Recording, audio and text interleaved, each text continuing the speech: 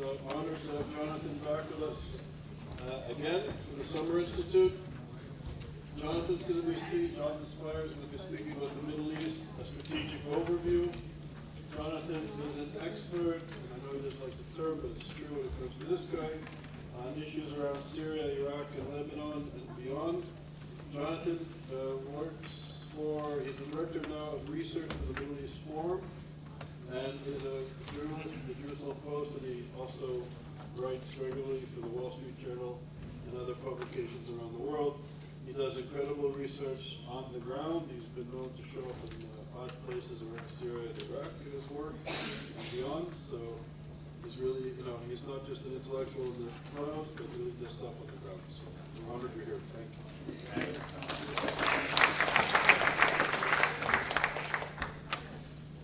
Thank you very much, Charles, and thank you for everyone for being here. So what I'm going to do is probably speak at you now for about, I guess, a half hour, and then we'll have 35 minutes, and then we'll have time for what will no doubt be an interesting conversation. We find ourselves today speaking about the Middle East at what I guess may be potentially a somewhat dramatic moment. It's kind of easy to always say that when speaking about the Middle East. On this occasion, however, it may, unfortunately, in fact, be true. And that is because potentially, though not certainly by any means, but potentially the region today may be standing at the doorstep of a very, very serious region-wide conflagration. And what I want to try to do in this talk is to try to suggest the process by which we reached this moment, the main processes and stages and players involved, and perhaps at the end also suggest tentatively and humbly where things may be heading. To begin then, let me say the following. It has been customary in recent years for people like me, and particularly people like me that are based in Israel, speaking to groups like this, to characterize the essential strategic process in the region along something like the following lines. A coalition of states and non-state actors gathered under the leadership of Islamic Republic of Iran is issuing a bid to transform the strategic balance of the region, to end the US and US-associated hegemony in the region that has largely held since 1990, and to replace it with a new architecture in which Iran stands at the pinnacle. And gathered against this advancing force is a kind of inchoate, crystallizing counterforce of largely traditionally pro-Western players, variously held to include Israel itself, the United Arab Emirates, Saudi Arabia, sometimes held to include also Egypt and Jordan and Morocco, and a number of non-state actors too. The more astute members of our community, when outlining that largely accurate, if slightly simplistic picture, would, prior to outlining it, caveat this picture by saying something like the following. Note, ladies and gentlemen, that outside of this neat chessboard-type picture of the Iranians and their allies versus an inchoate Western alliance are a large swathe of the population of the region, namely the masses of Sunni Arab populations in the most populated areas of the Middle East, whose interests and political desires are not particularly represented by either of these forces. The Iran-led regional bloc is, with a small exception, which we'll get to, but with a small exception, is a gathering of non-Sunni forces, largely but not only Shia Islamist forces on the one side. And on the other side is a gathering which includes Israel, which is a flawed but functioning democracy, I suppose is the right way of putting it, accompanied by a number of other states for whom governance does not rest on the consent of the governed. And we're talking, of course, about the Gulf monarchies and Jordan, which is a kind of Gulf monarchy, but located outside of the Gulf, and Morocco, and so on and so forth. And what we know from all the moments, without exception, over the last 2 decades, is that when the Sunni Arab populations get the chance to choose the form of governance they prefer, they choose one or another form of political Islam. But what we also know, if we're giving this theoretical talk by this theoretical analyst who I'm conjuring up here, what we also know is that over the course of the last decade and a half, every project that the Sunni Arabs, as a result of political will from below, have tried to place on the map of the Middle East has been forcibly removed. If we think, for example, of the preference expressed by the people of Egypt in 2011 and 2012 for government by the Muslim Brotherhood, or the preference expressed by Palestinians in 2006 for governance by Hamas, or the Sunni Arab Islamist uprising in Syria between 2011 and 2019, I suppose we can say, which was crushed, of course, by the Assad regime together with the Iranians and the Russians, or, of course, the Iraqi Sunni Islamist grassroots organization which came from below, which is called Dawla Islamiyya, or ISIS. All of them have in common that all of them emerged from below and all of them were defeated.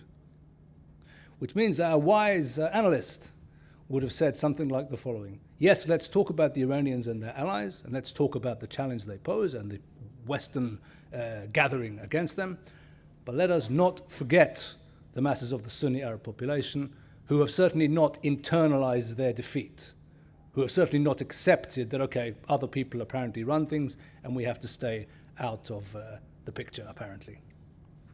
From this point of view, October 7th straddles this reality in the sense that Hamas and Islamic Jihad are the exceptions that prove the rule, in a certain sense, that they are allies of Iran, clients of Iran, you could say, but they're also Sunni Arab forces, not minority forces. And from this point of view, let me say the following. October 7th, in this respect, represents one of the, what should have been expected, efforts by the Sunni Arabs to return themselves to the picture. And in this regard, October 7th was a Sunni Islamist event par excellence.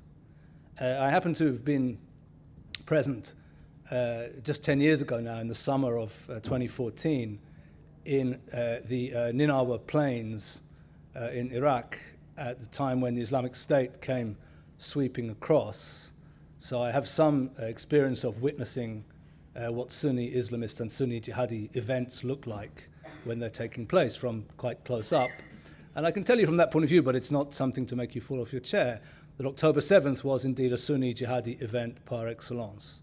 All the things that took place, which we're familiar with, the slaughter of civilians, the incidences, wide incidences of rape, the desecration of corpses, and so on, these are all familiar to anybody who witnessed what happened in the attempted genocide by Daesh of the Yazidi people in the Ninawa Plains in the summer of 2014.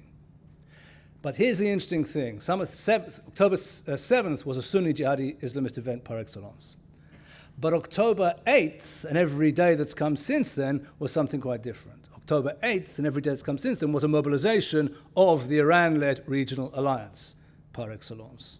So in Hamas, you have an interesting combination of the two forces. But from October 8th onwards, you have a partial but interesting mobilization of the Iran-led regional alliance in support of a beleaguered junior member of the alliance, namely Hamas in Gaza. So, as you're all familiar, from October 8th, Lebanese Hezbollah begins a daily process of firing missiles and rockets across the border.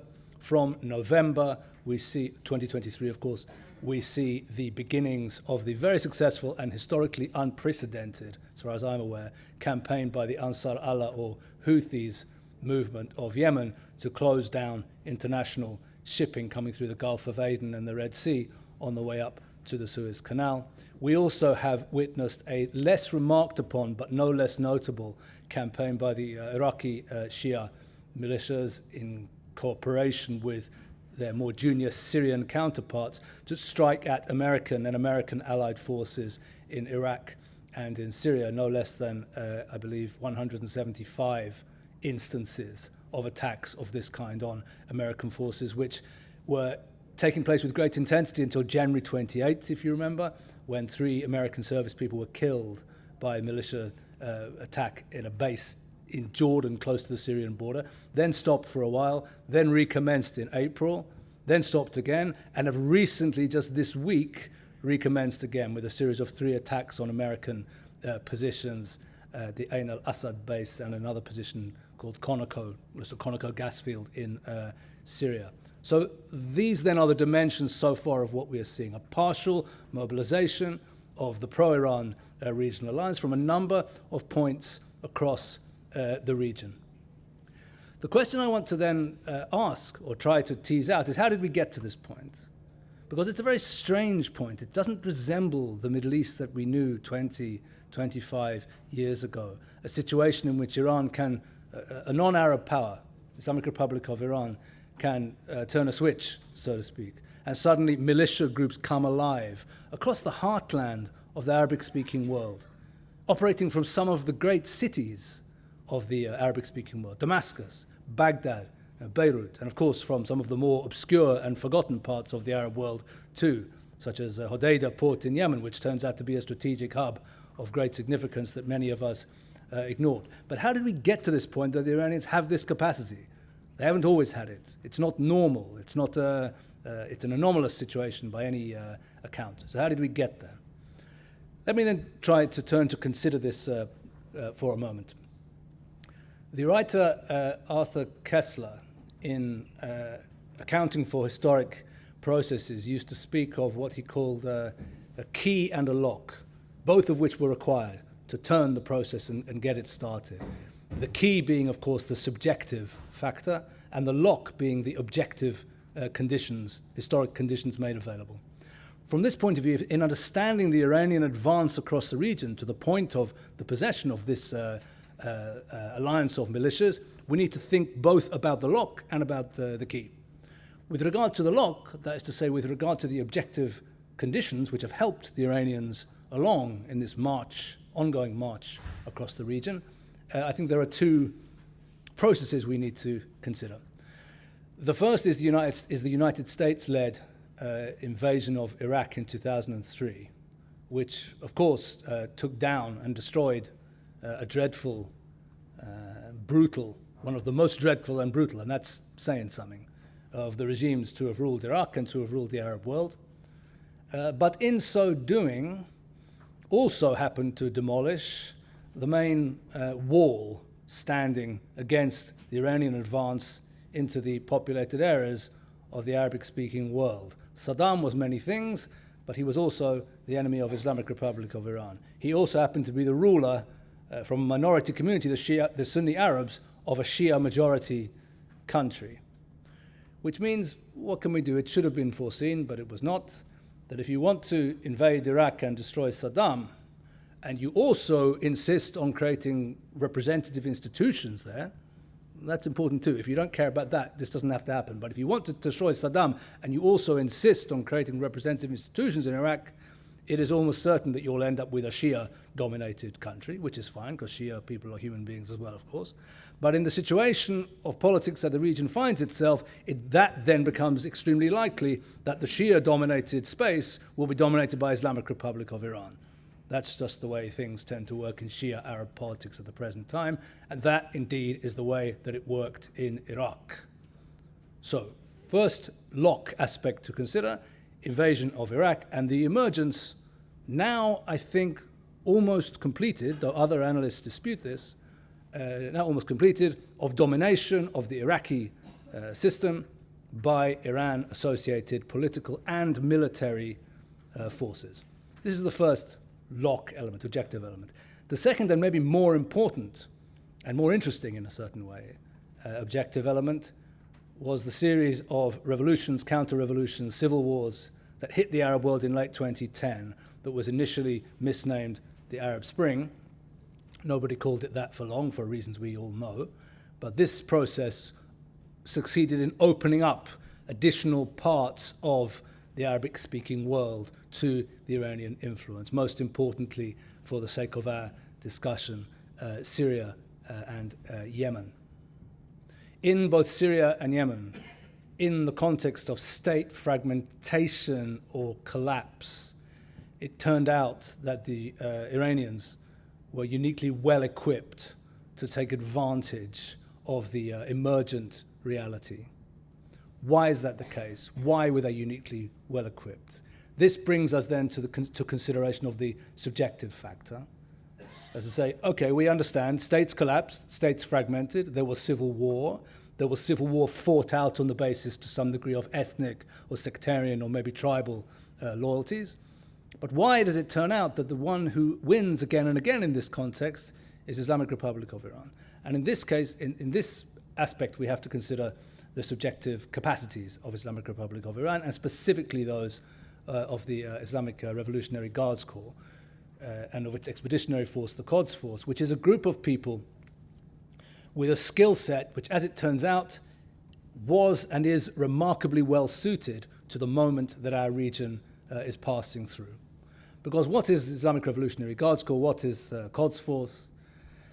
This is not a conventional military organization, though it can be that when it needs to be. It is not an intelligence or counterintelligence organization, though it can be both of those things when it needs to be. But what it is, overwhelmingly, it is a gathering of people whose skill set and job description is the raising up of proxy political and military forces in neighboring countries that they might serve, depending on how you want to look at it, that they might serve the global Islamic revolution on the behalf of the oppressed of the earth, or if you want to be more prosaic about it, that they might serve the interests of Islamic Republic of Iran. This is a point worth pausing on. Most countries do not possess an institution of this type. The United States does not, the UK does not, Israel does not. This is not the type of organization possessed by a conventional state. It's possessed by Iran because Iran, Islamic Republic, in a long and convoluted history, has regarded itself from its birth as not only a regime, but also as the center of an idea and of a revolutionary process. So most countries don't have an organization like this. But here's the interesting thing. When you don't have the lock factor in addition to the key, when you don't have the objective conditions, the IRGC doesn't necessarily get very far. That is to say, to put it in clear terms, when states have strong security structures that are able to resist the attempt by IRGC in its various forms to get in and penetrate and subvert, then they manage to stop it. The IRGC doesn't get very far, for example, in eastern Saudi Arabia, even though there is a large Shia Muslim population there. It doesn't get very far in Kuwait, where there is also a large Shia population. It doesn't get very far in Bahrain, even, where there is a weak monarchy and a Shia majority. But in a situation where across large swathes of the region, political authority has collapsed and wars over the ruins are being fought out by political and military organizations, often organized on a religious, sectarian, or ethnic, or maybe even tribal capacity, then the possession by a state of a group of people whose specific skill set is the raising up of proxy political and military organizations will be worth its weight in gold to the state that possesses such an organization. Iran possesses such an organization. No other regional state did or does. And for this reason, it seems to me, we can understand the success of the Iranians in applying the methodology and praxis of irregular warfare of IRGC in context after context, different contexts, in Iraq, in Lebanon, in Syria, in Yemen, also among the Palestinians, and in coming out successful as a result. Let me just very briefly give you an example from my own work of what I mean by this, so it doesn't sound excessively sort of abstract or theoretical. In Syria, in the first couple of years of the civil war, the Bashar al-Assad regime was up against a structural problem which could have destroyed it. And this was the problem that Bashar did not have sufficient numbers of loyal fighters willing to take a bullet for him, and that derived not from the fact that Bashar was running a particularly unattractive regime, even though he was, but rather from the fact that an uprising was underway against him, which emerged from the majority, 60% Sunni Arab population in Syria, and his own regime rested on a much more narrow pillar of support, which meant that he couldn't trust large parts of the army that he theoretically had on paper. And he was running short of, he was worried and running short of people. And what the Quds Force, in the shape of then Major General Qasem Soleimani, was able to do was to respond to Assad's entreaties by saying to him, no problem, what we're going to do is we're going to come to your country and we have a method of creating a whole new armed force for you from scratch. We're going to recruit it, clothe it, train it, and deploy it. And this is what they did. And they recruited from among young men from minority communities in Syria, not only Alawis, which of course is the Assad's own sect, but also Druze, also even some Kurds, also some Shia, and some Sunnis as well who are aligned with the regime. They created a new armed force, unified and put it in the field. And it succeeded in blocking the way of the rebels, not indefinitely, but for a sufficient amount of time that it took until 2015, when, if you remember the Syrian civil war, Russian air power entered the picture and the issue was decided. But the Iranians managed to do that because they had an existing method and a group of people who knew how to do this stuff. And we know that, it's not easy, because Syria also offers us a case study of how not to do it.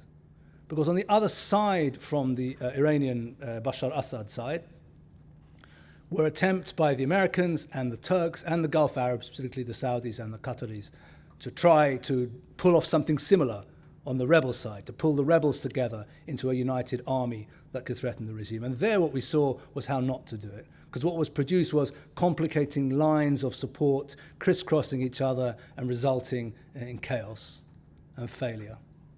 So we see that the Iranians know how to do this. We see that it's not easy. And we see that they're able to adapt the method to different contexts. Contexts like Lebanon and Iraq, where you have ostensibly and maybe even actually existing electoral structures, which are not completely sovereign. You don't have sovereignty of parliaments, but they're real parliaments. They're not fake parliaments like Bashar Assad has.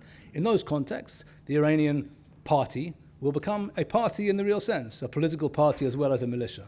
In the Syrian context, where there is no such possibility of representation, then they don't bother, of course, with anything like that. And they form militias and they connect to power structures within the regime itself, understanding the way that power works in the Assad system. Specifically, as people here, some people here I know are aware, specifically to the Air Force intelligence and to the 4th Armored Division. These are the elements of the regime that Iran has connected to in Syria. So the method is efficient and it is also adaptable.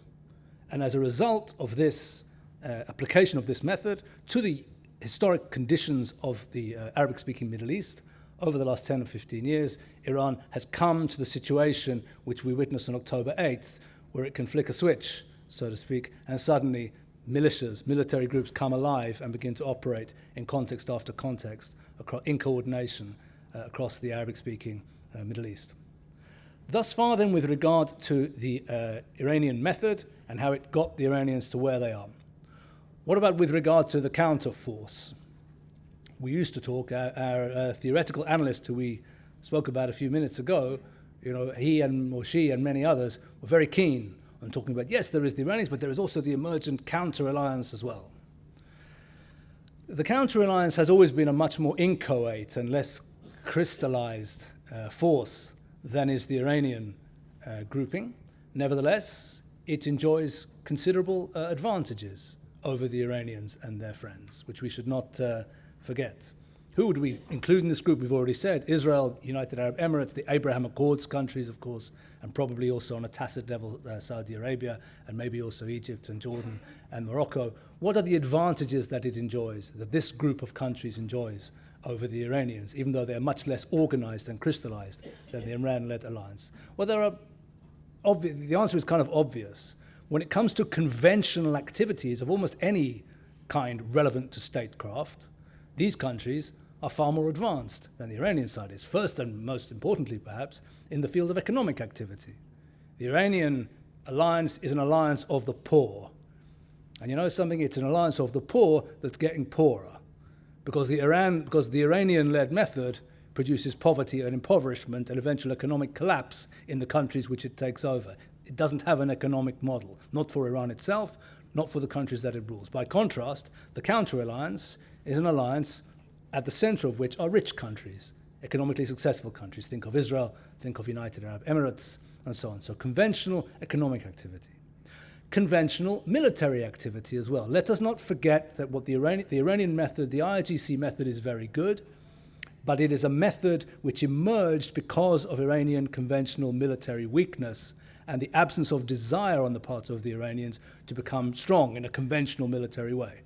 To put it in a not nice way, the Iranians are happy to fight to the last Arab, so to speak, but they don't want to fight to the last Iranian. And the method enables them, maybe for a while at least, to do that. So conventional military activity.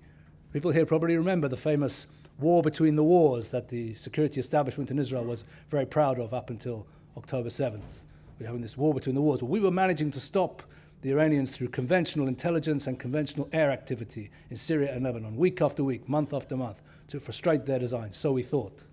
What it did indicate, and does indicate, is that when it comes to conventional intelligence activity and to conventional military activity, including, of course, air activity, the Iranians have no response to our capacities. When it comes to conventional areas, we are better than them. Even conventional diplomacy. We talk about the Iranian attempt to surround Israel with what is now called, they call it a ring of fire. This is the phrase that everybody likes at the moment. Yeah, with Hamas in Gaza and Hezbollah in Lebanon and Syria, the militias in Syria, and Jordan being subverted by smuggling lines down from Syria through into the West Bank. So there is this ring of fire. Note also that there is an Israeli counter envelopment conducted by conventional diplomatic means, not by use of militias.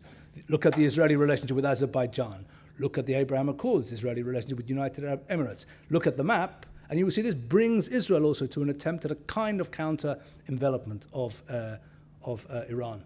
So when it comes to conventional activity, the Western, more inchoate, less crystallized force has various advantages. It's just that the Iranian method happens to be extremely well suited to the moment that the region is passing through of state collapse and fragmentation. Thus far then with regard to this issue. So the two sides face one another. Once again, the pro-Western alliance is not an alliance, not yet. It is still in the process of being put together. Abraham Accords is one of the steps in trying to create this alliance. The Mideast Air Defense Alliance, notionally, which was in the skies on April 13th, April 14th, when the Iranians attacked Israel, is another element, even though in my humble opinion, I'm not an air defense expert, but this air defense alliance mainly consisted actually of American and Israeli air defense capacities, not really that importantly of other countries, as far as I can see. But the air defense alliance, the I2U2 alliance, which maybe you're familiar with, which brings together the United States, United Arab Emirates, India, and Israel into a notional alliance. The Negev Summit, again, where countries are meeting regularly, Abraham Accords countries, to discuss and reach solutions on policy issues. The Mideast Trade Corridor, which is supposed to be a rival corridor to the Chinese Belt and Road project across the region, but is going to stretch when anybody gets around to start actually putting it together from India across the United Arab Emirates, then to Jordan and to Israel. So various elements, various components in which countries are attempting to put muscle on the bone, if I can put it that way, of the counter-Iran alliance. Thus far then, with regard to the main picture I wanted to paint, I want to just take a couple of minutes now to consider briefly the role of global actors in this picture. Very briefly, I'll just look at the United States and Russia and China with just a few sentences on each.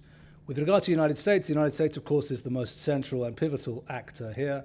The United States, in my estimation at least, is mainly notable for its desire to be absent in the Middle East. It's not absent, and it's not going to be absent, but it kind of wants to be as absent as it can be. And this, I think, is a characteristic which has been common, has been shared by the last three administrations, which of course had very, very different or even opposing, or certainly opposing, rhetorical styles, with Biden and Obama on one side and obviously Donald Trump on the other. But when it comes to not wanting to get involved in new adventures and new projects inland and upstream in the thankless, ungrateful Middle East, this is a sentiment shared by, I think, all three presidents. Donald Trump put it in his own inimitable way. As a Syria watcher, all of us Syria watchers noticed this and maybe laughed a bit in private when he said there's nothing in Syria except for sand and death.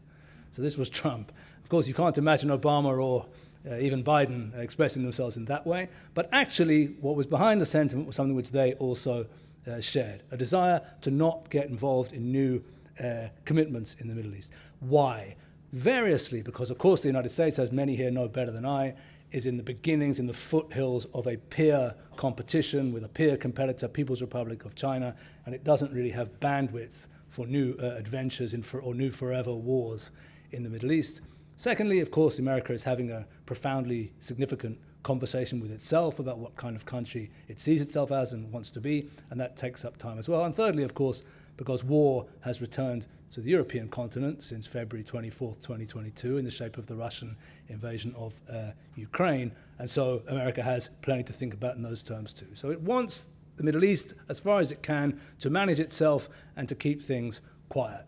What that means in practice, I think, is it means that while the current administration will provide weaponry to Israel for the ongoing war in Gaza, it will also do everything it can to prevent the war from spreading, up to and including, I think, trying to pressure Israel from carrying out an adequate response to the killing of the 12 Jewish children in Majd al-Shams on July 27th. So there is a desire to keep things small on the American part, and as far as they can, to stay out. I don't think that's going to change, by the way, whether Kamala Harris is elected or Donald Trump is elected in November. I think these things are going to carry on through. With regard to Russia, we can't ignore Russia, of course. Russia has been responsible for a very significant policy achievement in our region over the last 10 years, namely the preservation of the Assad regime in Syria. But having said that, Russia is a secondary player. It does not have the economic bandwidth or indeed the desire to become a major player in the Middle East. It is important to Iran, and there is an emergent, closer relationship, two-way relationship with Iran. The Iranians, as everybody here knows, I think, have been responsible for the provision of the drones, the Shahed 136 drones, which have been responsible for much death and destruction in Ukraine, of civilian population centers in Ukraine over the last 2 years. So there is a two-way relationship emerging there. The Iranians, in fact, just opened a factory outside Moscow to build these things, so it's an emergent friendship. But maybe most importantly, but also most mysteriously, we should consider the interests of people, or the goals of People's Republic of China in the Middle East context. The Chinese, up until about a year ago, used to say, and I speak to the guys at their embassy in Tel Aviv now and then, that they were only doing economics in the region. They just wanted to do business. Other people could busy themselves with strategy. That wasn't true then, and they don't say it anymore. Now China has debuted, if you like, as a diplomatic actor in the region, with the brokering of the rapprochement last year between Saudi Arabia and Islamic Republic of Iran. And the Chinese are now even getting themselves into the more choppy waters of intra-Palestinian politics. You saw just in the last days, they claim to have brokered the latest unity deal between Fatah and Hamas. Unfortunately, nobody told them that there are unity deals between Fatah and Hamas more or less every other week, but unity never actually comes about, only unity deals. They have yet to learn all about that. But they're getting involved in the diplomacy of the region. More worryingly and more seriously, they are doing so clearly on the basis of knowledge that they are entering a global struggle with the United States, that Cold Wars, or semi-Cold Wars, do not leave any part of the globe unturned. Everywhere is either part of one or other of the camps or in play, that the Middle East is going to be in play, and that therefore they are going to align themselves closer and closer with the enemies of the United States, which means that many in Israel who hoped, understandably, that Israel would manage to stay out of Chinese-United States rivalry and benefit from the massive business opportunities that China represents to Israel, are finding that's probably not going to be possible. And there probably isn't going to be any more deals like the Shanghai International Port Group's deal for Haifa Port, which was the last of its kind probably in terms of major infrastructural projects of that kind. Most importantly in this regard, let us understand the following. Iran was able to ride through the maximum pressure strategy of the Trump administration because the Chinese chose to unilaterally ignore the policy and to continue purchasing Iranian oil, which meant that no matter how bad things got, the Iranians could be sure they weren't going to get bad beyond a certain point. They had a kind of built-in insurance policy, and it was provided by People's Republic of China in a very smart way, in a non-kinetic way, not in a way which, heaven forbid, was supposed to annoy or upset anybody. They just happened to say, okay, well, we think we can do what we want with China. We need oil, and these people want to sell it to us. We're going to keep on buying. And as a result, a very major strategic project of the Trump administration was foiled, was unsuccessful. So we can already begin to see the outlines and contours of the Chinese role to come in the Middle East. And just to conclude then, let me say the following. Therefore, if what I'm saying is broadly accurate, what we can conclude is that the ongoing struggle in the Middle East, which is going to be dominating the region for a long time to come, namely the advance of the Iran-led regional bloc and efforts by Western-aligned states to come together to resist it, looks set increasingly to come to be an element in a broader global struggle in which an emergent alliance is putting it too strongly, but an emergent gathering of Islamic Republic of Iran and China and Russia is going to be setting its face against those states broadly aligned with the United States of America. And on that happy and joyful note, I will now be quiet, and I'll be very happy to take your questions. Thank you.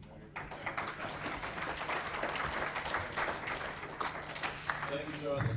So we have ample time for Q&A. So Chaim, you know.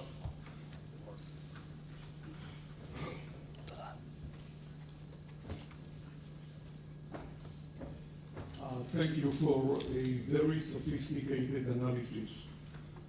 I know the work of the Middle East Forum, and I've admired your work for many years. Thank you. So kudos to you.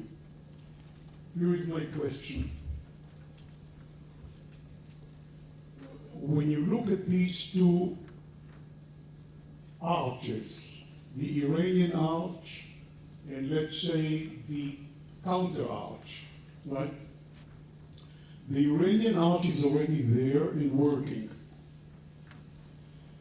The other arch, the counter arch, is talking about working, but there seems to be an obstacle, which is the Palestinian issue, in order to move it from where it is today to where it could be tomorrow. I'm talking about the Saudis, who were very close to build that arch and then retreated because, as they claim, they cannot do it while the Palestinian issue is in such turmoil. That brings me to another point, which has been touted by your president, Dan Pikes, for many years, that Israeli strategies should strive to have a decisive war against the Palestinians. So you have a contradiction built into this situation. If Israel is to have a decisive war against the Palestinians, how is that counter-arch going to be built? We'll take one at a time, yeah? Great. First of all, with regard to Daniel's book, you need to ask him and not me. I mean, I do some work for him, work for many others. I'm not his representative. So please don't assume that I necessarily share that view of his. It's a very well put view, and you should read the book. But it's his book, not mine. With regard to the broader question which you asked, though, about the Palestinian issue, look, I can tell you that from my own sense or understanding, at least, of the Palestinian issue, the issue is blocked. And I think, at least, that it is blocked because on the basic understandings of what would constitute historic compromise, the sides are not in agreement and are not going to be in agreement anytime soon. I don't think we need to be surprised or mystified as to why every diplomatic effort, sincerely posed, has failed, as on the rocks of the Israeli-Palestinian conflict. There is not, in my humble estimation at least, an agreement for partition of the land to finish the conflict on the Arab, Muslim, Palestinian side, and increasingly on the Israeli-Jewish side, there is also not agreement on this issue. So in this respect, I think we are getting further away from being close to that median point rather than closer to it. One can apportion blame as one wishes, so to speak, but in terms of the actual situation, this is where I think we are at. The question then arises, can this counter-alliance be worth anything even in the absence of historic compromise between Israelis and Palestinians. My own sense, at least, is that it can, but not to 100%, but not 0% either. One has to work with what reality makes available. It's notable that the Abraham Accords, after all, were themselves signed at a time when Israeli-Palestinian diplomacy was at a low point, one of its many low points. This would seem to me to suggest that there is a basis for pragmatic cooperation, even in the absence of that. Whether we will get to the El Dorado, so to speak, of Israeli-Saudi formal diplomatic mutual recognition in the absence of advance on the Palestinian cause, it may well be the case that this will be postponed for a long time to come. Does that mean that there cannot be, nevertheless, useful and productive cooperation between the Saudis and the Israelis and the Emiratis and the others? It doesn't mean that. I think that there can be, and indeed that there has already been, practical, tacit cooperation on the ground. So I think that at the end of the day, we will see that there can be progress, even in the absence of this area. I must say, you didn't quite ask this, but let me just add the answer by saying that I'm worried, nevertheless, about the capacities of this counter-alliance that you hinted at in the first part of your question. How far are they going? How good are they at this stuff? My sense, unfortunately, is that in Israel, maybe people were a little bit overexcited at the time of Abraham Accords, and they imagined that now they had these staunch, powerful new friends down in the Gulf, the Emiratis and the others, who would be with them through thick and thin. And then, of course, you saw shortly after the signing of the Accords that the Emiratis tried, and have been trying hard, to have rapprochement with the Iranians as well. My own sense is that without very strong American leadership, the Gulfis will tend to hedge their bets.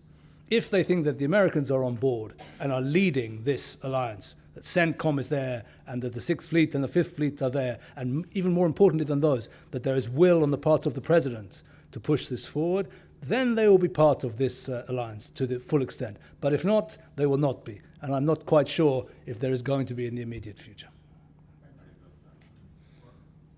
Thank you very much, Jonathan, for a great presentation.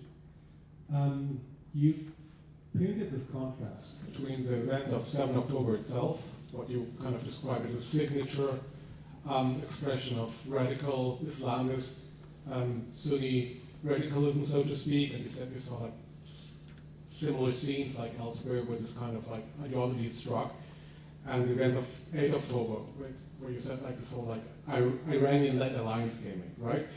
To which extent would you maybe say, nevertheless, that the event of 7 October itself was, at least in some kind of way, green-lighted by Iran or like encouraged by Iran, maybe also like in response to this perception of weakness, right, that you just described in the world in this like restructuring?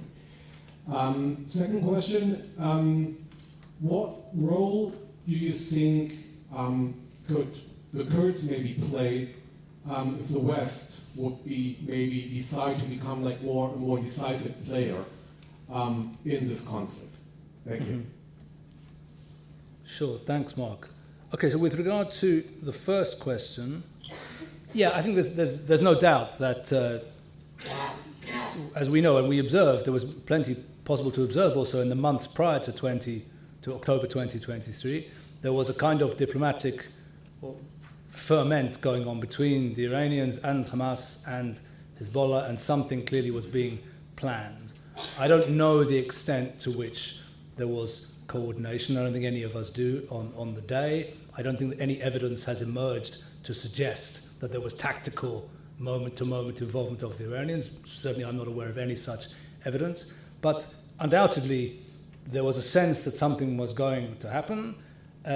I'm told, or I read at least, by various analysts who say, or who posit, that Hamas was expecting much greater support from Hezbollah and from the Iranians, and was disappointed at this kind of token semi-mobilization that the Iranians have carried out. Again, I don't know if that's accurate or not, but certainly it has been out there in the public discussion. It is the case, without a doubt, that the military capacities that were displayed by Hamas on October 7th, and indeed since October 7th, are largely a result of the connection to the Iranians, both in terms of the ordnance available to Hamas in terms of the tunnels, the maybe astonishing tunnel system which Hamas has constructed over its, whatever it was, 17 years of rule in Gaza. And in terms of, I think, also some of the tactical achievements of October 7th, specifically to do with the taking down of some of the electronic systems that Israel had on the fence. These seem to me to point back to the Iranian skill. That's the skill imparted to Hamas. I don't think we have examples of non-state actors, genuinely and completely non-state actors who do exist, even here and there, displaying a similar level of capacity. Islamic State, for example, which wherever else it may have been, was genuinely a non-state actor. It didn't have any state. It had a friendship with the Turks on a certain level, but no state stood behind it at any time. Did not have anything remotely approaching these capacities. You remember, probably, I know our mutual friend and myself as well reported in Mosul City during the ISIS war. Look at the primitive use that ISIS made of quadcopters. Interesting, but primitive use of quadcopter drones, compared to the kind of capacities that Hamas and, of course, Hezbollah have in this regard. Yeah, undoubtedly, the friendship and connection with the Iranians is an integral part of October 7th. I wish we should note also that the relationship has not, of course, always been one of plain sailing between Hamas and the Iranians. And this, to some degree, I think also explains the Iranian response from October 8th onwards of not complete mobilization. Hamas is not a proxy and not a creation of the Iranians. It is a Sunni Arab organization, after all. It's, from this point of view, outside of the usual Iranian friendships. And it tried its best, as I think probably many people here know, to get as far away from the Iranians as it could during the moment of Arab Spring, when it thought, along with many of the rest of us, myself included, except that they were happy about it and I was not, it thought that a Sunni Islamist power bloc was being born in the region, gathered around Turkey and around then Muslim Brotherhood-controlled Egypt. Hamas thought that was being born, and it ran as fast as it could to get out of Damascus, away from Bashar Assad, and towards this new force. And then, unfortunately, it found out, fortunately for us, but not fortunately for Hamas, that this bloc was not being born at all, or it was born and then very rapidly died within about a year or so, most importantly because, of course, of the Egyptian military coup of July 3rd, 2013. And then it had to crawl back to the Iranians. But it did crawl successfully back to the Iranians. It took a while, but it did. But it's a problematic relationship, which means that I think this also to some degree informs the Iranian response. But in short, without the Iranian connection, you're absolutely right, the tactical events witnessed on October 7th would not have been imaginable. With regard to the Kurdish issue, yeah, I do think that it's unfortunate that the West has never, that the West has not managed properly to commit to and therefore capitalize on the loyalty of the Kurdish populations, specifically of Iraq and Syria. The Iranian Kurds also have potential, I think, untapped, and Turkish Kurds is a bit of a different question because Turkey is at least allegedly still an ally of the West. In both the Iraqi and the Syrian cases, the Kurdish populations have been loyal to the West, have been vital allies on the ground to United States air power in both cases against Daesh and other enemies. And even today, the reason why the United States, if it wants to, but it does have a seat at the table with regard to Syria's future, is because the United States controls 30% of Syria, including much of the best water resources, best agricultural resources, and what oil and gas there is in Syria. And it controls all of those because of its alliance with the Syrian Kurds. But the problem is that this is a very reluctant connection. This is not really even a relationship at all. It doesn't even deserve to be called that. When we think about the fact that the United States maintains a presence in Syria, controlling 30% of the country, but the official reason for that presence is only for the fight against ISIS, Operation Inherent Resolve, which is largely concluded now, which means that what I perceive at least as a very important strategic presence of America in the region rests actually on a fiction. And Congress knows it's a fiction, but it kind of, at least for now, has agreed to allow this fiction to pass. This is a travesty and a failure to take advantage of potential, in my opinion. I happen to also think that the failure of the West, with the exception of Israel, but not very importantly, but nevertheless notably, the failure of the West to support the independence bid of the Iraqi Kurds in September 2017 was a similar failure. Where does this failure come from? Partly from a desire to get out of the Middle East and therefore not to get involved with anybody. This is we discussed earlier. I think there is a deeper reason as well, which I find problematic, which is that the foreign policy establishments of the United States and of Britain and of France have a kind of built-in hostility to the birth of new countries in the Middle East, with the exception, of course, of a Palestinian state, which they all want very much. But when it comes to the birth of new, especially non-Arab entities in the region, they have an absolute fear of that. They want these countries to stay together. They want to use the Kurds as their friendly element inside these entities. But this is not the way to build long-lasting partnerships, and I think this attitude needs to change if we are to have success. You gave a really great description of how Iran got the capacity, and you described the failure of the economic kind of disincentives and then kind of the geopolitical challenges. What are either the political, military, or other methods, as an analyst, you think that there could be degradation over the next years in the Iran capacity? Mm-hmm. First of all, let me say that I think that Iran itself is very vulnerable. In other words, the Islamic Republic of Iran's point of smallest legitimacy, fascinatingly, is Iran itself. It's able to pull out thousands of loyal people and passionately loyal people in the Arabic-speaking world. In Iran itself, we just saw they had a presidential election, of course, after the President Raisi was killed. We saw very, very low turnout, absolute absence of enthusiasm for the election. They even, I think, in my estimation, had to allow this so-called reformer, Pezeshkian, to stand to try to draw in elements of the population to the election who otherwise would have been indifferent to it. They are managing the economy enormously badly. Unemployment is high, inflation is high, the currency is on its lowest level of value against the dollar and on record. So there's much potential, I think, to work on inside Iran itself. My own view, for what it's worth, I think we are a long way away from this, but I would like to see a united strategy led by the United States to foment political subversion inside Iran. In other words, I think we should return the compliment to the Iranians. If they wish to set fires in our backyard, there's absolutely no reason why fires can't happen in their backyard too. So I think one element will be a return to that kind of political warfare, if I can put it that way, that used to characterize Western activity in the region 30, 40, 50 years ago, and which nowadays risk-averse relevant services tend to run away from. But I think we need to get back into that game, and I think that we can do it if we want to. This is one thing with regard to Iran itself. Similarly, with regard to the areas where the Iranians have established themselves in the Arabic-speaking world, it varies from place to place, but there are areas where we have capacity and we can use it if we want to. But again, an absence of will has characterized the Western response. You'll be familiar with the fact that in the Western media for a long period after 2015, the Saudi and Emirati effort against the Houthis and the Iranians was represented as the greatest humanitarian crisis in the world. You remember this? Because of the Saudi bombing of civilians.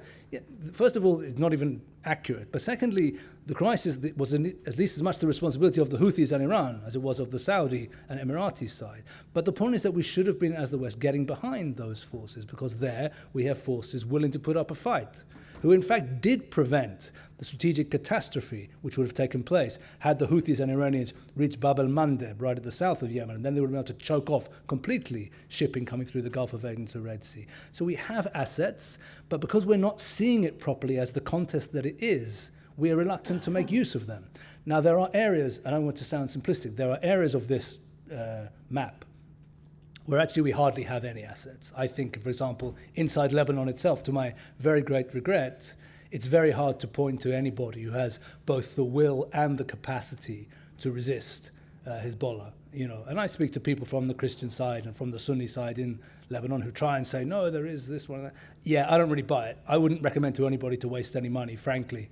I say it with regret, on opposition forces inside Lebanon. But inside Syria, we already talked about the Syrian Kurds and the 30% that SDF controls inside Syria. The Turkish element also, by the way, can be useful here, even if we don't like the way that they look at things ideologically. This is a useful counterforce as well. Inside Iraq, you still have real politics going on. There are plenty of forces that are not owned by the Iranians that you can work with. So there are many, many forces across the region that we can work with, and inside Iran itself there is potential too. We need, I think, first of all, to understand the nature of the contest in which we are engaged, and then we can begin to allocate resources logically in that direction. Now, of course, there is above this a massive shadow, which is the Iranian nuclear ambition. And frankly, I am not convinced right now that there is necessarily will on the part of the West to act effectively against an Iranian attempt at breakout.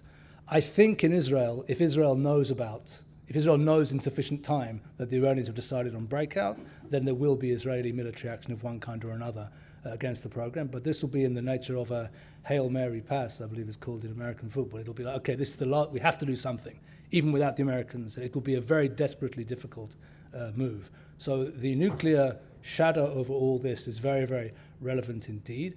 And again, let me make it clear, if Iran does go nuclear, that doesn't change this picture. The same contest will go on. They won't launch nuclear weapons tomorrow morning or something. It'll be the same picture, but with a massively strengthened Iran, in which any real move against the Iranians becomes massively difficult. I believe that Israel should be doing everything in its power right now to end the de facto Islamist rule in Gaza and close to the border in Lebanon, because I believe that if Iran goes nuclear, doing anything like that in the future will become massively more complicated. You'll bring about a nuclear crisis every time you want to act properly against Hezbollah in southern Lebanon after it kills some children, heaven forbid, in the Golan or somewhere else. So I think we need to act now against those forces. But my sense is that we have many assets on the ground for political warfare. And if you remember, I mentioned also that when it comes to conventional capacities outside of this arena that we're discussing right now, our side has the advantage, physically at least, when it comes to conventional economic activity, military activity, and intelligence activity, and diplomatic activity. We are better at that stuff in any case. We have the advantage than the Iranians. So there's many assets, but what we don't have right now, as I see, is will. The absence, the factor which is absent right now was will on the part of the West to undertake this contest. Thank you. Over here. Please. Yeah, I wanted to ask about the Iranian nuclear program, so thank you for going into that. I'm going to take a different spin now and ask maybe about the autonomy of these regional actors in light of this global struggle that is more transposing onto this. I know of at least one clock within Tehran that is counting down the days in which the Zionist entity, as they call it, will be exterminated. So we cannot calculate, at least for Iran, as a rational actor. How is then the possibility of other actors given to influence the region, and is there a partial autonomy? For example, if we talk about China aligning themselves more with the regional struggle, is there, for example, a potential for them to stop an Iranian nuclear strike? Is there the potential for intervention? And also, regarding this irrationality, I think the nuclear option changes something, so I might push back a bit on that, but my understanding is great, but that would be that. Yeah, thank you. With regard to the interesting question about rational actors, the Iranians and the others. First of all, we need to complicate, I think, this, all of us need to complicate this notion of rationality, right? We shouldn't be thinking that there are rational actors who are sane, people like us, and then there's crazy people like, the Japanese cult, if you remember, that let the sarin gas off on the Japanese or the Tokyo subway, and there's nothing in between. And you have to either belong to crazy people or rational people. Of course, there are many, many other possibilities. There is, for example, the possibility, relevant to our discussion here, that a group of people or a country could have goals, strategic goals, which we might regard as irrational or unnecessary or immoral, but at the same time also possesses the capacity to pursue those goals in an extremely rational and pragmatic and smart way. This is the case with regard to Islamic Republic of Iran. It's not the case with regard to all our adversaries. The less dangerous adversaries turned out to be the Salafi jihadi Sunnis, Al-Qaeda and Daesh and the others, precisely because there what you had was, especially in the case of Daesh, Al-Qaeda a bit less, but especially in the case of Daesh, what you had was irrational or immoral strategic goals, wedded with irrational and immoral tactical capacities. And this rapidly destroyed this Islamic State.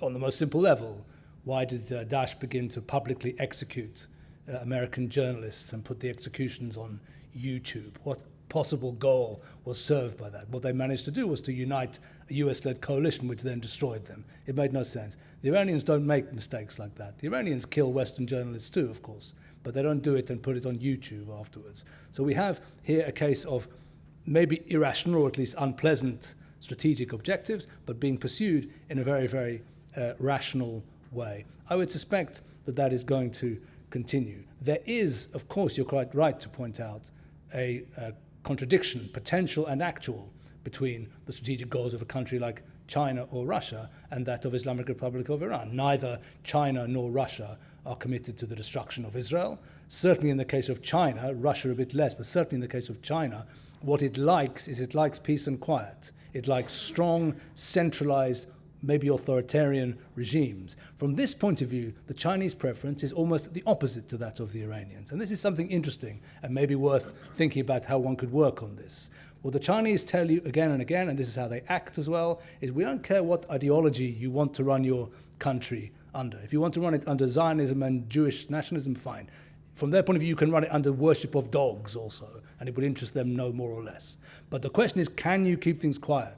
Are you, in fact, the ruler?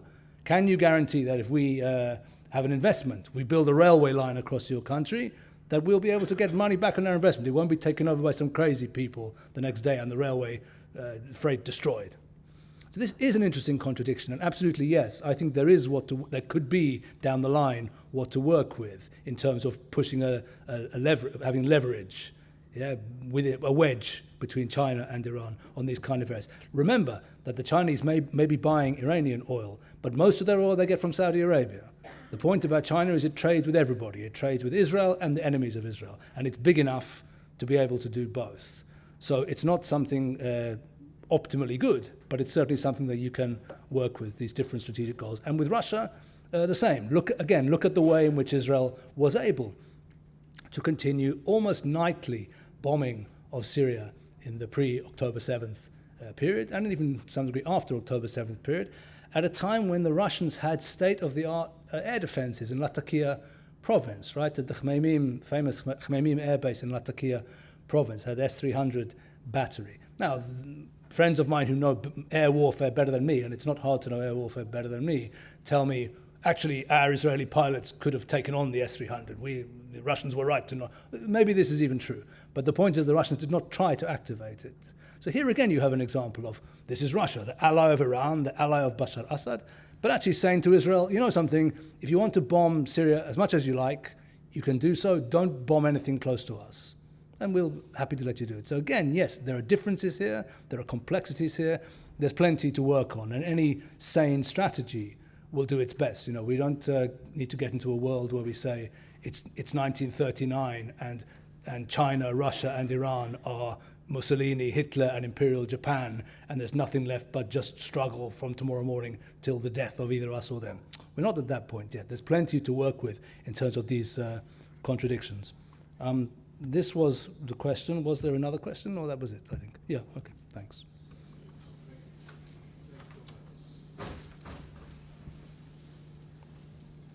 Thank you so much, and thank you for this lecture again.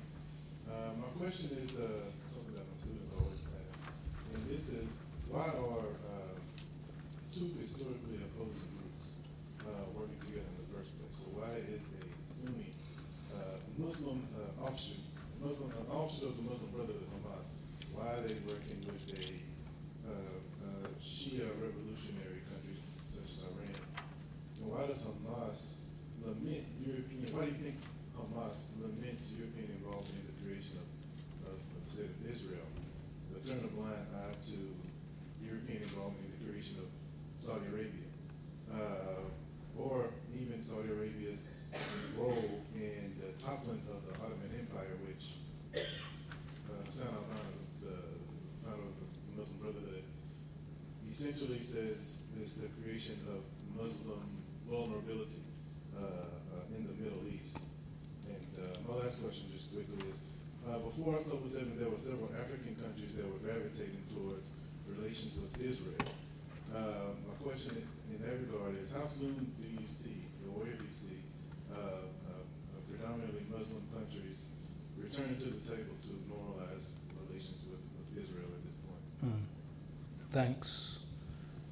So this was three questions. Firstly, with regard to the relationship between Iran and Hamas, you correctly point out that there is a contradiction, and an interesting contradiction, close to the center of this. And as we were discussing earlier, this has manifested itself in very real and practical terms. First of all, let us remember that the Hamas, or let's say Palestinian Muslim Brotherhood, relationship with Islamic Republic of Iran is of relatively recent vintage. Not that recent anymore, because we're all getting older, and we have to remember that the 1990s were further ago than we'd like them to have been, right?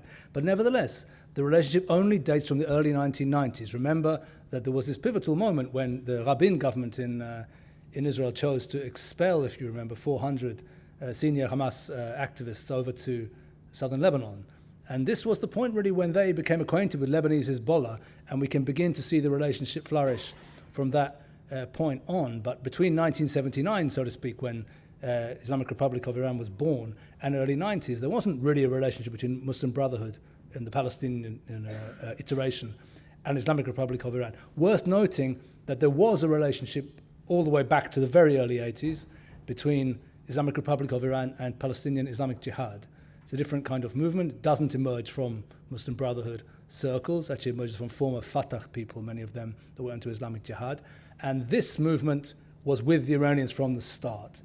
Islamic Jihad does not have deep roots in Palestinian society. It's not really a political movement. It's a military movement. So it suits the Iranians well. And the Islamic Jihad guys don't have to care about, but everybody in their neighborhood thinks that Shia Islam is something weird, because they're not looking for votes from anybody. They're looking just for somebody to work with from armament point of view. But yes, with regard to Hamas and Iran, this was not just a natural marriage. It was slow to emerge.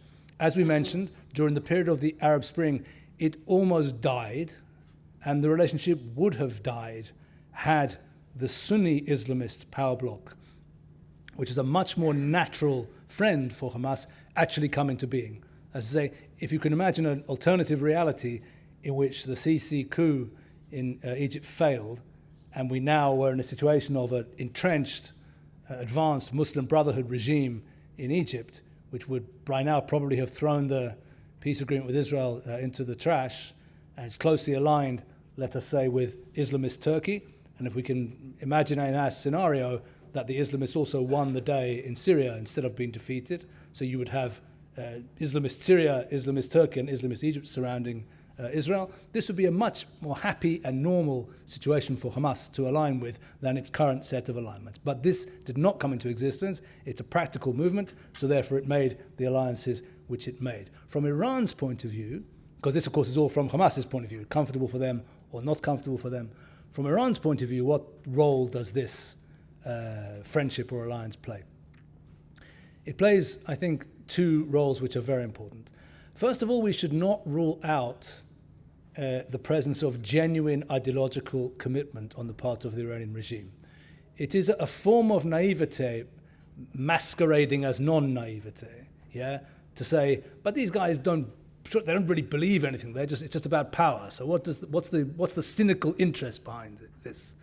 Maybe unfortunately, because it would be more easy to deal with cynics.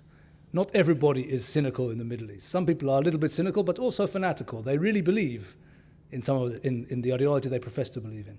The people who made the Islamic Revolution were passionately committed to the destruction of Israel and to the Palestinian cause, even prior to the revolution itself. If you look at the ideologues, Khomeini and the others who made the revolution, Palestinian cause was always important to them, in their writings all the way back to the 1970s and 1960s. So part of the reason for backing Hamas and backing the Palestinian cause is because this is what this regime believes in. It genuinely sees itself as a force which, among many other things, wants to reverse Jewish rule of Jerusalem and return it to rule of Islam. There is, of course, also a pragmatic element. The Iranians obviously are not Arabs, they're not Sunnis. They have, therefore, a legitimacy deficit in the Arabic-speaking, largely Sunni Middle East.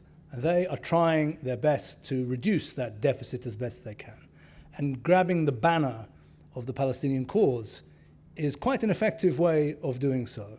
Maybe it's not quite as effective as they hoped it would prove, but there is something to it. Remember, for example, all available polls in the Arab world in the years after the 2006 war between Hezbollah and Israel, when Hezbollah fought Israel, the level of popularity then of Hassan Nasrallah and also of the then president of Iran, Mahmoud Ahmadinejad, because they were perceived by masses throughout the Arab world as having fought Israel. And then how that popularity fell through the floor once the Arab Spring started, the Syrian civil war started, and they were perceived as anti-Sunni fighters slaughtering Sunni populations. So the Iranians correctly gauge that if they can stick a finger, so to speak, if they can raise the banner, grab the banner themselves of Palestinian cause, they can turn it, to some degree at least, into a generator of legitimacy for their own regime, and they're trying to do so. And currently, the friendship with Hamas is what does that, because what the Iranians, of course, want to do is they want to represent militancy in the Palestinian cause. They don't want to make friends with Mahmoud Abbas and his attempts to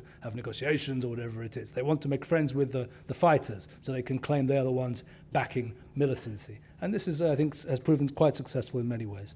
With regard to KSA, to Kingdom of Saudi Arabia, and yeah, okay, that's interesting. The absence of apparent anger on the part of Muslim Brotherhood Palestinians towards the Saudis. First of all, they are angry with the Saudis now, but not for historic reasons. They're angry with them because they think that MBS has abandoned the Palestinian cause and placed himself on the opposite side.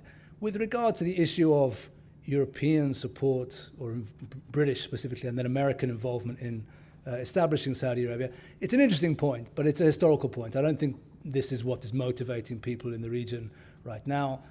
Let me say the following as to why the Israeli example does not resemble the Saudi example in this regard. And this is an important point to make. Israel, to some degree, with all its successes, is acting a little bit against the stream of history. Not in the sense of what is right or wrong, but in the sense of what is emerging and what is not. What do I mean by that? The historical trend since the ending of the mandates of British and French mandates in the Middle East and the birth of Arab independence has been towards the non-emergence or destruction of non-Arab and non-Muslim political entities in the or close to the Arabic-speaking space. Right? That's been the general trend. We think of the Christians in Algeria, we think of the Christians in Lebanon, we think of the unsuccessful attempts by the Kurds and others to establish entities. We think of the departure of Christian communities from the Middle East in very, very large numbers, from Iraq, now from Syria also. The general trend has been towards a homogenization of Arab and Muslim rule. Israel is really the only force to have successfully stood up against that. In so doing, and I hope it will continue to do so for many, many, many years to come, it is to some degree standing against an interesting general historical trend. The reason I bring that up in answering your question is to say the following. Given that general trend, it should not surprise us, I think, to find that the successful establishment of Jewish sovereignty infuriates and impassions Arab Islamists like Hamas to a far greater extent than does this or that temporary diplomatic alliance between Ibn Saud and the British and the Americans back in the 40s and 50s. If this explanation makes sense. And lastly, with regard to the third question, my own sense is that for as long as the guns are blazing, we're not going to see further diplomatic breakthroughs. In other words, for as long as there is fighting in Gaza, and maybe if there comes to be more fighting in Lebanon, you won't see further new Arab countries or Muslim countries coming to the table. Not only Arab countries, not only Saudi Arabia, which of course is the jewel in the crown, so to speak, but also countries such as Indonesia, or which we were also thinking about and hoping for. This is all on hold for now. But the guns will not keep blazing forever, And I think that when they cease, the landscape which will re-emerge will be in many ways the same diplomatic landscape. And at that point, possibilities will come back onto the table, I think, with some rapidity. That's what I expect. So Thank you. I'm going to just warn us, we have less than 10 minutes and still many questions. You've already answered most of what I was thinking. I want to thank you for all your work over many years. Thanks. My question is something you've alluded to a couple times, which is that we are in a difficult moment, that American leadership is particularly weak, and that the Iranian government likes opportunity when weakness presents itself. Can you speak up? Sure. To what degree are the next 6 months a particular danger due to the weakness of the current American government and the uncertainty over whatever the next president, whoever that is, might be doing? In other words, there's something particularly fraught about the next 6 month period. I do think so. I mean, thank you for that question. I think that in any case, even without connection to the United States presidential elections, we're at a very fraught, very tense moment. And I do have the sense that it may be the case that on the other side, on the Iranian Hezbollah, Shia Islamist side, there could be a misreading of that situation. In other words, that the sense that America is weak, America is involved in its own troubles or its own issues and so on, and therefore a misreading of what that means, and therefore an inclination towards a greater adventurousness, which can then lead to deterioration, to conflict. Yeah, that's a potential dynamic which I would tend to take very seriously.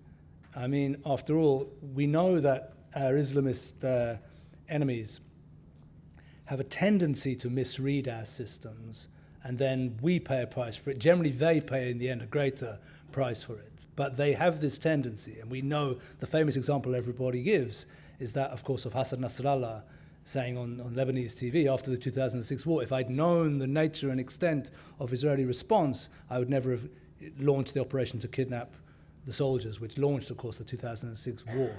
My sense, at least, we don't yet know, I hope we'll know in the future, may well be that one of the reasons why Sinwar and the others in Gaza thought it was a good time for launch, and perhaps those behind them as well, thought it was a good time to launch an assault against Israel, was because, again, they perceived the internal strife and disunity in Israel in the months preceding October 2023 as a sign of fatal societal weakness. Of course, it was not a sign of fatal societal weakness. As we know, democratic politics tends to be inelegant.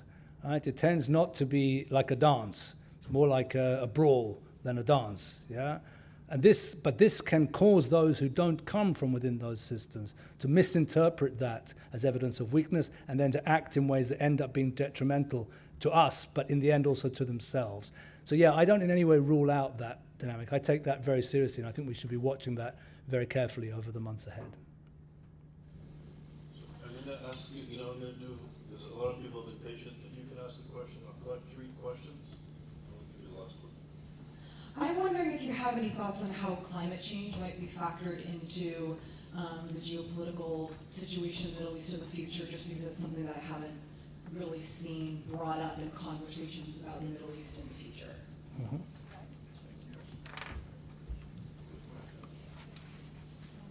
You mentioned about the changing role of China in Middle East, and apart from the oil economic gain and the influence, you mentioned that China is aiming for in Middle East. What else do you think China is aiming for in Middle East, and will China succeed? Thank you. Hi, Jonathan. You partially answered the question that I had in mind. I wanted to go back to the very beginning of your dissertation. You said that you were very worried that we may be at the doors of a major conflict, and given the current state of war that is in Israel with inner strife and the surrounding agents that you very well described, so that the $60,000 question will be, what is your forecast about this very dangerous situation that we may be at the gates? Mm-hmm. Okay, so these are the last 3 questions.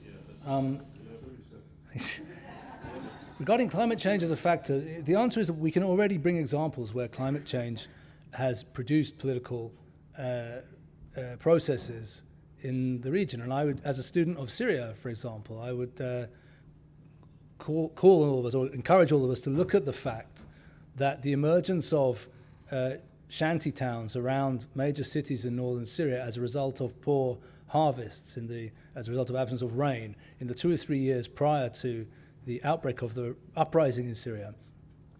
And it was from these shanty towns, from this displaced rural populations, among other population groups, which came to constitute the insurgency. The gunmen who were the Syrian insurgents were largely coming from, in the northern part of the country at least, from displaced rural populations. So there's no question, we already have examples of this, where a change in climate produces political effects, which then have a knock-on effect on instability and insurgency. And if we think also of the Iranian regime's mismanagement of water resources, resulting in drought in parts of agricultural and rural parts of Iran, again, back to our colleague's earlier question, if we're looking at points of weakness that could be exploited by us if we're trying to roll back Iran, this is another one. The Iranian incompetence, frankly, in husbanding the natural resources of the country is something which we could work on in order to further weaken the regime. So yeah, absolutely, it's very clear there are already concrete examples.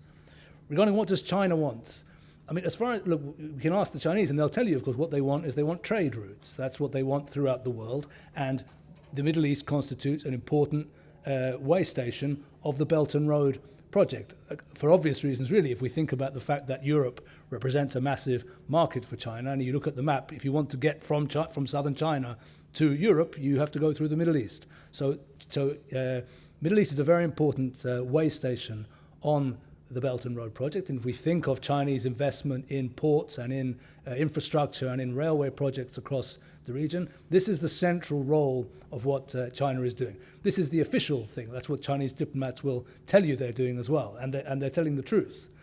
The question, at least in my mind, is what this means in the longer term. The Chinese government has a concept which it calls, I can't say it in Chinese, I don't know Chinese, I'm sorry, but in English they call it civil-military fusion, which is a simple concept and also a very important one. What it means is that if you build an asset for civilian use, it nevertheless can have military relevance in a different context. If you build, for example, a port, then you can use the port to bring in civilian goods. It can also play a military role in some future constellation. The Chinese are not the inventions, by the way, or the inventors, rather, of this approach. We happen to be standing or sitting in the country, one of the countries which invented it. How did the British get their first foothold in India, you remember? Through the British East India Company. In other words, the flag followed commerce. Commerce went first of all, and then the national flag followed. The Chinese, I think, are trying to do something similar in the Middle East. First of all, trade routes and economic power, but that later on has the potential to translate into strategic strength further down the line. And lastly, forecast. Well, look, I mean, I hesitate before getting into this realm, but let me just say the following with regard to the immediate issue of Majd al-Shams and the response to it, and what we can observe, I think, from the diplomacy of recent days. My sense, at least, is that there is very considerable American pressure being imposed on the government of Israel to not respond to the killing of the children in Majd al-Shams in such a way that would set Lebanon afire, alight, and which can then bring in the Iranians and a real mobilization of militia forces. That we just attacked in Beirut. Okay, so we will see exactly who we killed, and we'll see who we killed and how the extent to which we struck. My sense, at least, or my prediction, at least, is that I don't think we are going to launch something which will throw over the table, so to speak, with regard to Lebanese Hezbollah. We will see. We will, but my sense has been that we will not. Certainly Netanyahu's pattern of behavior, not that of Gallant, who's been wanting to hit Lebanon from October 8th, but certainly that of Netanyahu has been cautious in this regard. I would tend to think he will remain cautious and we won't be going down that road, but we'll see. As I said, prediction is not a claim foretelling the future is not a capacity that I claim to have. So. But you said that you were very worried, so I was interested in what you were worried about. I'm worried that my powers of prediction are not necessarily good, and therefore my claim this is unlikely isn't necessarily worth taking to the bank, and we might end up in a hell of a conflagration, which is going to, along the lines we've been discussing for the last 90 minutes, which will be transformative of the region, and maybe transformative of many of our lives as well. So, Jonathan, on behalf of everybody here, really thanks for a riveting presentation.